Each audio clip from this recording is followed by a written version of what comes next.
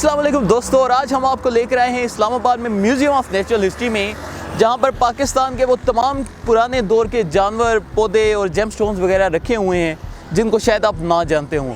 दोस्तों, ये जो म्यूज़ियम है यहाँ पर पाकिस्तान के वो तारीख़ी असासे मौजूद हैं जिनके मुतालिक हमारे मुल्क में बहुत से लोग नहीं जानते। तो आज इसीलिए हमने फ़ैसला किया कि हम आपको इस म्यूज़ियम में लेकर आएँ और यहाँ पर आपको दिखाएँ कि पुराने दौर में पाकिस्तान में कौन से जानवर पाए जाते थे और मौजूदा सूरत हाल कैसे तब्दील हो रही है।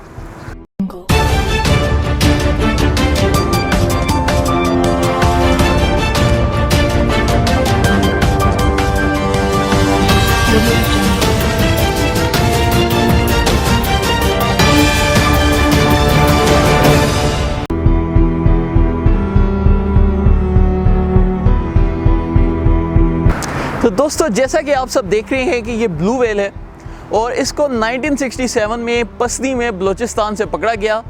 ये जो ब्लू व्हेल है इन्हें भी मैमल्स कहा जाता है और इसकी जो लंबाई है अगर आपको नज़र आ रही हो तो इस वक्त 105 फुट तक है, जबकि इसका वज़न 200 टन है।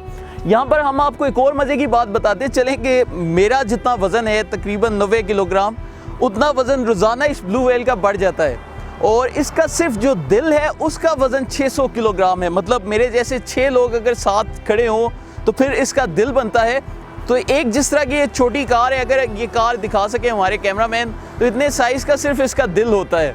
तो इससे आप अंदाज़ा करें कि ये कितना कदीम और कितना खूबसूरत जानवर है जो कि आज भी यहाँ पर ऑन डिस्प्ले है और इसके सामने मैं आपको किस साइज़ का लगता हूँ।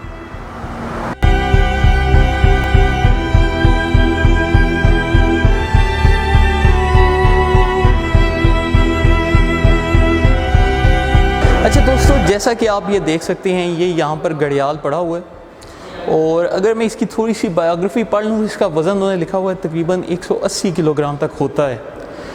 तो ये पाकिस्तान से काफ़ी हद तक मादूम हो चुके हैं, लेकिन अगर आज भी आप ये जानवर देखें और इसके साथ मेरा साइज़ देखें तो आपको फ़र्क नज़र आ रहा है कि मुझसे भी काफ़ी बड़ा है। मेरे ख्याल से ये कोई 12-13 फुट का तो होगा कम से कम। तो दोस्तों, ये एक ज़ेब्रा यहाँ पर इन्होंने प्रिजर्व करके रखा हुआ है। अच्छा, मैं आपको बताता चलूँ, ये सब जानवर असली हैं, ये कोई मॉडल्स नहीं रखे हुए, बिल्कुल हकीकी जानवर हैं, लेकिन इसको उन्होंने प्रिजर्व किया हुआ है। तो ये जानवर अपनी ऐसी हालत में भी बिल्कुल ऐसे ही नज़र आता है। तो दोस्तों, अगर आप देख सकें तो ये इंडस फ्लाइंग डॉल्फिन है जो कि दरियाए सिंध में पाई जाती है और ये दुनिया की सबसे रेयरेस्ट डॉल्फिन स्पीशीज़ में से एक है। तो इसका साइज़ 1.5 मीटर होता है और पूरी दुनिया में ये सबसे ज़्यादा मशहूर है क्योंकि इस मछली की आंखें नहीं होती हैं और इसको पुराने ज़माने में हमारे जो माहीगीर थे वो मरमेड समझा करते थे। अच्छा दोस्तों, जैसा कि आप सब देख रहे हैं, यहाँ पर मुख्तलिफ़ किस्म की वो तितलियाँ भी मौजूद हैं जो कि पाकिस्तान में पाई जाती हैं। और खसूसी तौर पे अगर हम ये वाली तितलियाँ दिखाएँ तो इनका साइज़ देखें किस कदर बड़ा है और आम तितली के साइज़ से मेरे ख्याल से ये होगी तकरीबन मेरी उंगली के इतना। और ये तितली तो बिल्कुल पत्ते जैसी लगती है, लेकिन शीशे की रिफ्लेक्शन की वजह से शायद आपको कुछ एंगल सही ना आ रहे हों, उसके लिए हम माजरत आएँ। इसके अलावा यहाँ पर देखें तो पाकिस्तान के मुख्तलिफ कीड़े जो हमारे मुल्क में पाए जाते हैं, खसूसी तौर पर बीटल्स, ये सब नेचुरल हैं, ये मॉडल्स नहीं हैं, ये सब उन्होंने नेचुरली प्रिजर्व किए हुए हैं। बस ठीक। ये जी बड़े साइज़ के ग्रीन सी टर्टल्स हैं जो कि आपको इस वक्त नज़र आ रही हैं, पता नहीं हमने कब के पकड़े हुए थे। बस। अच्छा दोस्तों, ये जो आपको नज़र आ रहा है ये आपको देखने में तो तलवारें लग रही हैं, लेकिन हकीकत में इसे सॉ फिश कहा जाता है और सॉ फिश के जो दांत होते हैं ये बिल्कुल आरी की तरह होते हैं, तो ये इनको शिकार करने में और काटने में मदद करता है। इसके अलावा अगर हम पीछे लेकर जाएं तो ये आपको एक सांप नज़र आ रहा है, इसे लार्ज हेडेड सी स्नेक कहा जाता है। ये सांप जहरीला नहीं होता, लेकिन इस सांप से मछलियों को बहुत ज़्यादा नुकसान पहुँचता है। दोस्तों, इस वक्त हम मौजूद हैं पाकिस्तान में। उन्होंने एक पुराने ज़माने के हवाले से एक ये तैयार किया है मॉडल, जिनके पुराने ज़माने में ऐसी कारें होती थी, इस तरह से लोग दरमियान में खड़े होते थे और इधर ऊपर उन्होंने ये भी लिख दिया कैमरे की आँख आपको देख रही है। तो मुझे तो वैसे भी कैमरे की आँख दिख रही है जिसमें से आप सब देख रही हैं।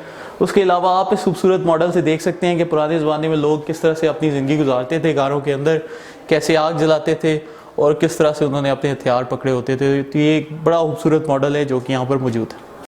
अच्छा दोस्तों, अगर आप इस सीन पर गौर करें तो यहाँ पर इन्होंने मगरमच्छ रखे हुए हैं, ज़्यादातर दरियाओं में पाए जाते हैं और इनका साइज़ अगर हम देखें तो घड़ियाल से काफ़ी छोटा होता है। और साथ दोस्तों, हम अभी आपको दिखाने लगे हैं ग्रीन सी टर्टल, जिसका साइंटिफिक नेम है किलोनिया माइडास। और अगर आप देखें तो इस कछुए के साथ ही एक छोटे साइज़ का कछुआ जो कि आमतौर पर पाया जाता है वो पड़ा हुआ है, तो इन दोनों के साइज़ को कंपेयर करके आप देख सकते हैं कि समुंदरी कछुए का साइज़ एक आम कछुए से कितना बड़ा होता है। तो ये भी बिल्कुल रियल मॉडल है।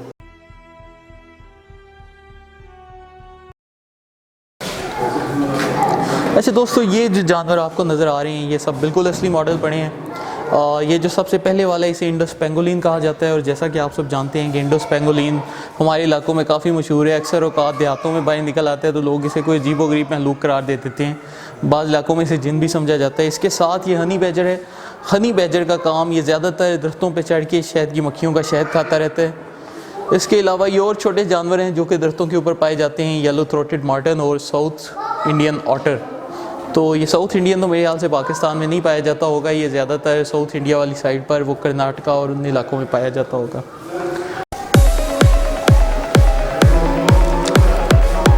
तो दोस्तों, ये जो आपको सामने नज़र आ रहा है ये हाथी का ढांचा भावलपुर चिड़ियाघर ने 1983 में इनको अतिया किया था।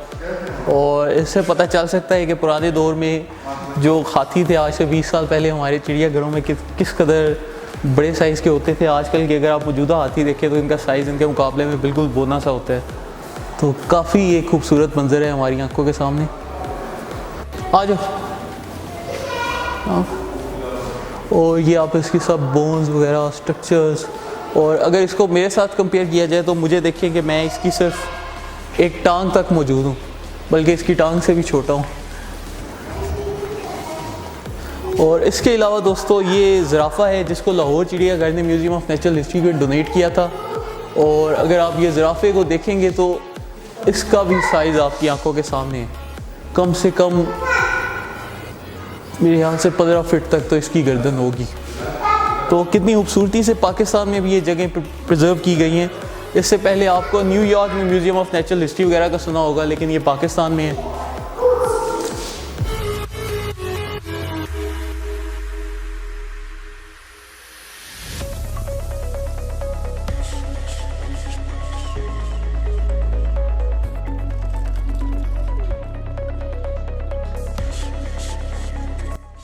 दोस्तों, ये जो आपको स्पीशीज़ नज़र आ रही है इसमें आपको एक इंसानी ढांचा नज़र आ रहा है। इसको प्रोकंसल कहा जाता है। इसके मुतालिक मैंने आज तक ज़्यादा नहीं पढ़ा, मज़ीद इन्फॉर्मेशन मिली तो आपको बताएंगे। इसी तरह ये एक और ढांचा है, इसको ऑस्ट्रेलोपिथिकस कहा जाता है। ये जो नस्ल है ये ज़्यादातर ऑस्ट्रेलिया में पाई जाती है। और इसमें अगर आप सर की बनावट देखें तो उसकी साइड की जो बोन्स हैं वो किस तरह से, इनको शायद ज़ाइगोमैटिक बोन कहा जाता है, वो किस तरह से बाहर निकली हुई हैं। और ये साउथ अफ्रीका में पुरानी चट्टानों से मिलते थे। इसके अलावा इसको भी कहा जाता है ऑस्ट्रेलोपैथिकस बोइजी, ये उसका नीचे वाला जबड़ा है। और अगर आप देखें तो इस जबड़े का साइज़ एक आम इंसान के जबड़े से काफ़ी बड़ा है। तो इससे यही पता चलता है कि ये जो पुराने ज़माने में सख्त ग़िज़ा थी वो ये लोग खा सकते थे। और ये दोस्तों हमारे पास वही प्रोकंसल जिसका एक स्कल आपको शुरू में भी दिखाया था, उसकी इन्फॉर्मेशन आ गई कि ईस्ट अफ्रीका में पाए जाते थे। और आज से 16 से 20 मिलियन साल पहले ये प्रोकंसल्स कीनिया के जंगलात में पाए जाते थे। ये भी बिल्कुल इंसान नुमा महलूक है। इसके अलावा ये जो नीचे जबड़े नज़र आ रहे हैं इनको कहते हैं सैवापिथिकस इंडिकस। और अगर आप इनके जबड़े देखें हमारे जबड़ों के मुकाबले में, तो मैं इधर हाथ से दिखाऊँ तो हमारे जबड़े ऐसे होते हैं, जबकि ये जबड़े बिल्कुल वी शेप्ड हैं। तो ये भी देखेंगे किस तरह की हैरत अंगेज़ एक चीज़ है। इसके अलावा दोस्तों ये होमो हैबिलस है, कहा जाता है कि ये भी इंसानों से बिल्कुल मिलती जुलती एक महलूक होती थी। अगर आप इनका सर देखें, इनके जबड़े देखें, यहाँ पर इनकी हड्डियाँ पड़ी हैं। जहाँ तक इनकी हड्डी का ताल्लुक है, इनकी फीमर तो मुझे बिल्कुल ये जो लंबी हड्डी है इंसानों की तरह ही लगती है, लेकिन इनका जो स्कल स्ट्रक्चर है वो एक आम इंसान से थोड़ा सा मुख्तलिफ नज़र आ रहा है। खसूसी तौर पर इनका जबड़ा भी थोड़ा सा तंग है।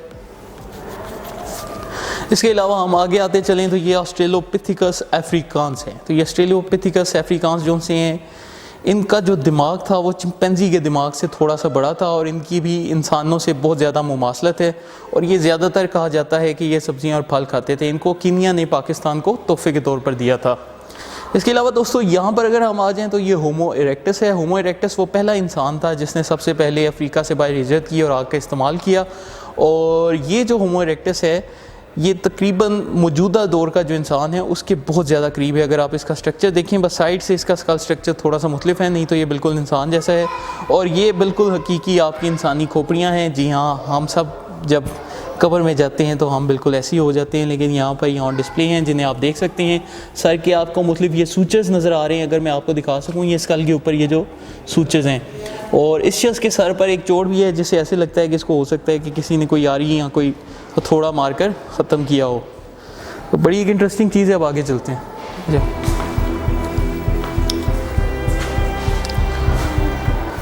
दोस्तों ये जो हमें नज़र आ रहे हैं इनको ट्रेस फॉसिल्स कहा जाता है। अगर हम इन पत्थरों के ऊपर जूम कर सकें तो मैं आपको यहाँ पर दिखा सकता हूँ कि ये ट्रेस फॉसिल्स का मतलब ये होता है कि पत्थरों के ऊपर ये जो आपको लकीरें नुमा चीज़ें नज़र आ रही हैं, ये पुराने ज़माने के वो जो एल्गा होते हैं, ब्लू ग्रीन एल्गा और एनालिड्स, उन तमाम जानवरों की तस्वीरें हैं।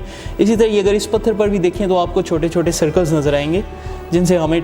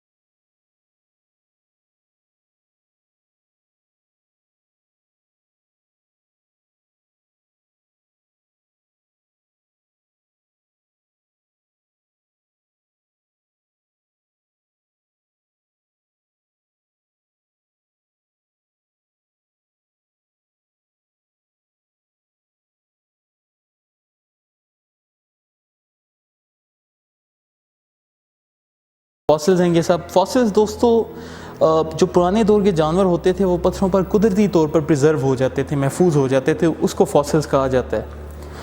उसके अलावा ये वो हैं जो कि सिंध में पाए जाते थे। सिंध के पत्थरों में इस तरह के खूबसूरत फॉसिल्स पाए जाते थे और ये माशाल्लाह से किसी पाकिस्तानी ने इन फॉसिल्स के ऊपर लिखाई भी की है, जो कि बिल्कुल नहीं करनी चाहिए थी। खैर अब हम क्या कह सकते हैं। अगर आप देख सकें तो इन्हें जुजारिया और लेमटीनिया कहा जाता है। ये इन जानवरों के जबड़े हैं। इनका साइज़ तकरीबन 5 फुट होता था और ऊपर इनकी तस्वीर भी लगी हुई हैं जिसमें से आप ये मछली देख सकते हैं जिसके हाथ भी मौजूद हैं।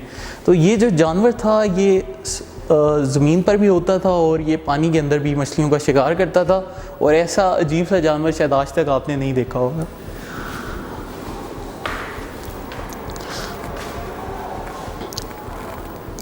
ये दोस्तों असूली तौर पर तो इधर एक फॉसिल होना चाहिए था, लेकिन फॉसिल मौजूद कोई नहीं, शायद मुरम्मत के लिए गया हो। आगे आ जाते हैं। ये दोस्तों ब्लोचिथेरियम का फॉसिल है। ब्लोचिथेरियम गैंडे की वो पुरानी नस्ल है जिसके सींग नहीं होते थे और ये जानवर का साइज़ 18 फुट था। बाहर ब्लोचिथेरियम का एक मॉडल भी पड़ा हुआ है, अगर मैं आपको दिखा सकूं तो ये है। लेकिन म्यूज़ियम ऑफ नेचुरल हिस्ट्री के बाहर उन्होंने एक बड़ा ही खूबसूरत मॉडल भी इस ब्लोचिथेरियम का बना कर रखा है, जो कि इंशाल्लाह आपको थंबनेल में भी नज़र आ गया होगा।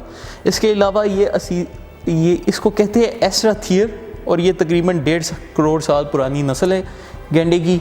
इसके अलावा ये एक और नस्ल आ गई, इसको एंकोथीर कहा जाता है। ये जानवर दरियाई घोड़े की तरह नज़र आते थे और इनकी शक्ल काफ़ी हद तक थोड़ी बहुत वो दरियाई घोड़ों से मिलती थी। ये अगर हम आपको दिखा सकें ये जानवर है। इसके अलावा दोस्तों साथ ये डाइनोथीरियम है। डाइनोथीरियर पुराने ज़माने में हाथी के दांत से मिलता जुलता जानवर था और इसकी उम्र तकरीबन 1.5 करोड़ साल पुरानी है इस फॉसिल की। और ये अगर आप देख सकें तो ये बिल्कुल एक हाथी जैसा है, लेकिन इसके अगर हम दांतों के ऊपर देखें तो फर लगी हुई है और इसका साइज़ काफ़ी बड़ा होता था। ये जो टुकड़े हैं ये सेवन शरीफ से लिए गए हैं और ये तकरीबन 1.5 करोड़ साल पुराने हैं। तो सेवन शरीफ से सिंध के मकाम पे अगर आप इसके दांत देख सकें तो आज भी इसके मुंह का जबड़ा हमारे पास महफूज पड़ा हुआ है। इसके अलावा दोस्तों ये हमारे पास घड़ियाल आ गया। घड़ियाल के मतलब आप जानते ही हैं, वो क्रोकोडाइल की तरह की बिल्कुल स्पीशीज़ थी। खुशाब के गांव से ये पाया गया जिसकी उम्र 1 करोड़ 30 लाख साल पुरानी है। तो देखें पाकिस्तान में किस कदर पुराने जानवरों के स्पेसिमेंस मौजूद हैं। इसके अलावा ये एक जानवर हमारे पास